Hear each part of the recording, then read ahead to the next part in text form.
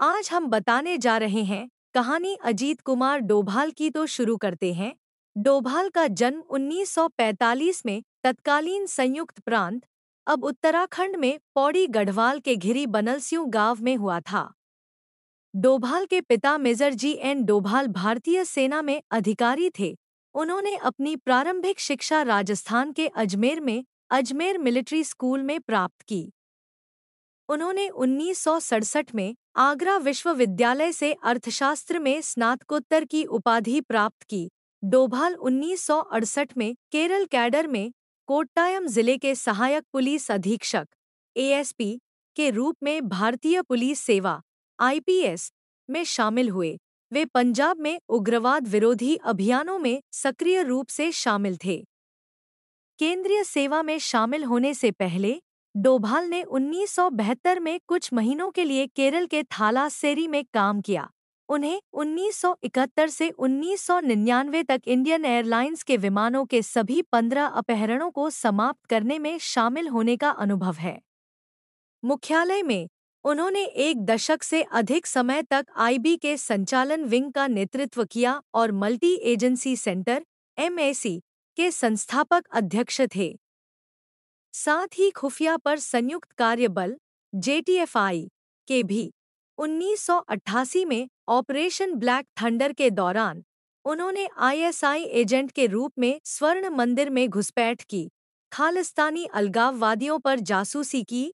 डोभाल ने उनके हथियारों के बारे में जानकारी एकत्र की और उनके ठिकानों के नक्शे बनाए।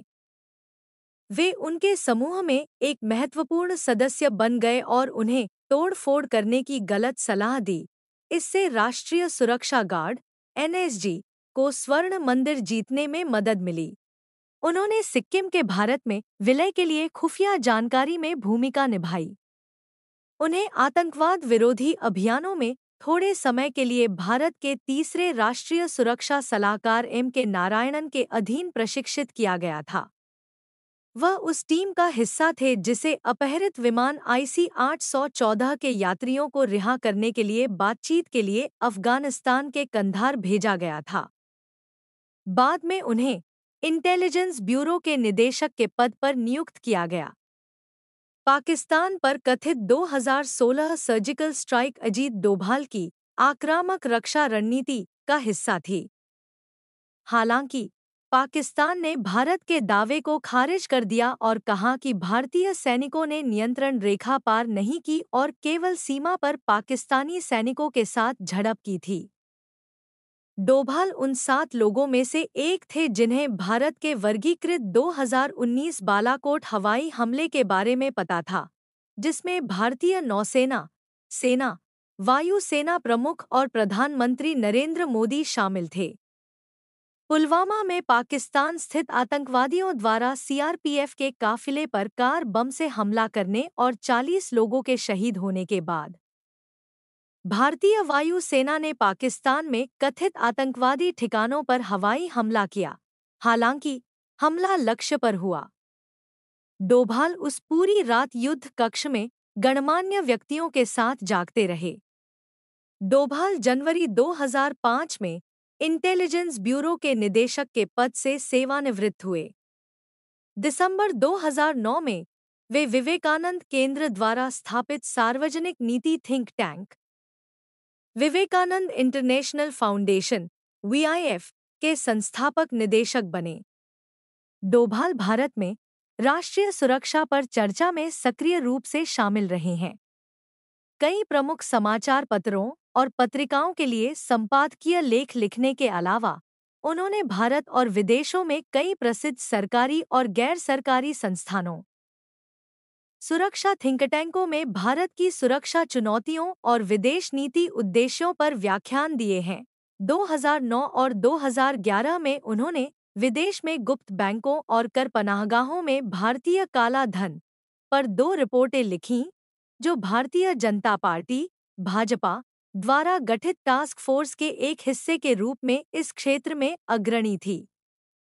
2012 में तत्कालीन सत्तारूढ़ पार्टी कांग्रेस के डोभाल और उनके थिंक टैंक वीआईएफ पर संदेह के कारण आईबी ने उन पर नजर रखी। उन्हें संदेह था कि वे और वीआईएफ रामदेव और अन्ना हजारे के नेतृत्व वाले भ्रष्टाचार विरोधी आंदोलन के पीछे दिमाग थे, जिसने सरकार के खिलाफ गुस्सा पैदा किया।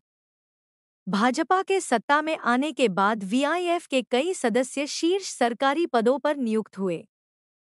हाल के वर्षों में उन्होंने IISS, London, Capitol Hill, Washington DC, Australia Bharat संस्थान, मेलबर्न विश्वविद्यालय, राष्ट्रीय रक्षा महाविद्यालय, नई दिल्ली और लाल बहादुर शास्त्री राष्ट्रीय प्रशासन अकादमी, मसूरी में रणनीतिक मुद्दों पर अतिथि व्याख्यान दिए हैं।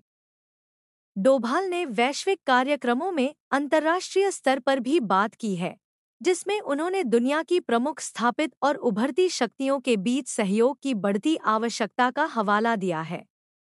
30 मई 2014 को डोभाल को भारत का 5वां राष्ट्रीय सुरक्षा सलाहकार नियुक्त किया गया।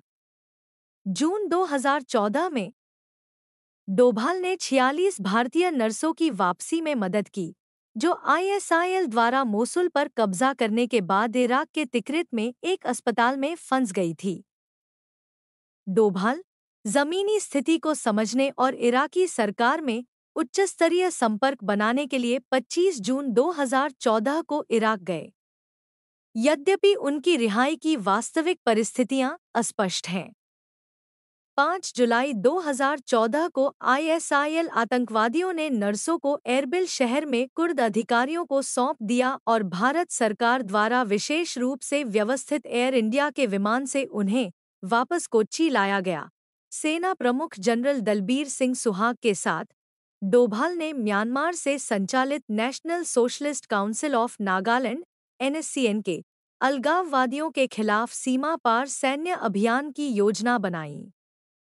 भारतीय अधिकारियों ने दावा किया कि मिशन सफल रहा और ऑपरेशन में nationalist socialist council of Nagaland (NSCN) के से जुड़े 20 से 38 अलगाववादी मारे गए। हालांकि म्यांमार सरकार ने हमलों से इनकार किया। म्यांमार के अधिकारियों के अनुसार NSCN के खिलाफ भारतीय अभियान पूरी तरह से सीमा के भारतीय हिस्से में हुआ। पाकिस्तान के संबंध में भारतीय राष्ट्रीय सुरक्षा नीति में सैद्धांतिक बदलाव के लिए उन्हें व्यापक रूप से श्रेय दिया जाता है। यह अनुमान लगाया गया था कि सितंबर 2016 में पाकिस्तान के नियंत्रण वाले कश्मीर में भारतीय हमले उनके दिमाग की उपज थे। डोभाल को तत्कालीन विदेश सचिव एस जयशंकर और चीन में भारतीय राजदूत विजय केशव गोखले के साथ कूटनीतिक चैनलों और बातचीत के माध्यम से डोकलाम गतिरोध को हल करने का व्यापक रूप से श्रेय दिया जाता है। अक्टूबर 2018 में उन्हें रणनीतिक नीति समूह (SPG) का अध्यक्ष नियुक्त किया गया, जो राष्ट्रीय सुरक्षा परिषद में 3 स्तरीय संरचना का पहला स्तर है और इसके निर्णय लेने वाले तंत्र का केंद्र बनता है।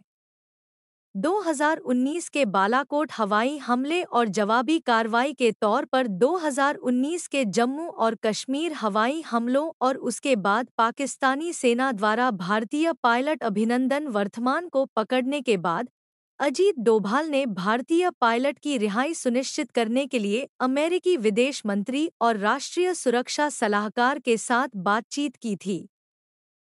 3 जून 2019 को उन्हें 5 साल के लिए फिर से NSA के रूप में नियुक्त किया गया और उन्हें कैबिनेट मंत्री का व्यक्तिगत पद दिया गया। डोभाल इस तरह का पद पाने वाले पहले NSA हैं।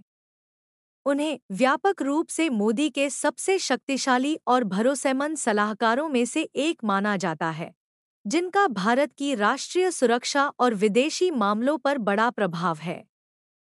जम्मू और कश्मीर के विशेष दर्जे को रद्द करने में भी उनकी अहम भूमिका थी। 26 फरवरी 2020 को अजीत डोभाल ने स्थिति का आकलन करने और स्थानीय निवासियों को आश्वस्त करने के लिए दंगा प्रभावित उत्तर पूर्वी दिल्ली की सड़कों पर पैदल यात्रा की। 15 मई 2020 को म्यांमार के सैन्य बलों ने असम और अन्य पूर्वोत्तर राज्यों में सक्रिय 22 उग्रवादी नेताओं के एक समूह को भारत सरकार को सौंप दिया। डोभाल की अध्यक्षता में वार्ता के माध्यम से यह संभव हुआ। 15 सितंबर 2020 को पाकिस्तान द्वारा भारत के कुछ हिस्सों को छोड़कर एक काल्पनिक मानचित्र पेश किए जाने के बाद डोभाल एक आभासी एससीओ बैठक से बाहर चले गए। उन्हें दिसंबर 2017 में डॉक्टर भीमराव अंबेडकर विश्वविद्यालय, पूर्व में आगरा विश्वविद्यालय, मई 2018 में कुमाऊं विश्वविद्यालय और नवंबर 2018 में एमिटी विश्वविद्यालय से मानद डॉक्टरेट की उपाधि से सम्मानित किया गया है।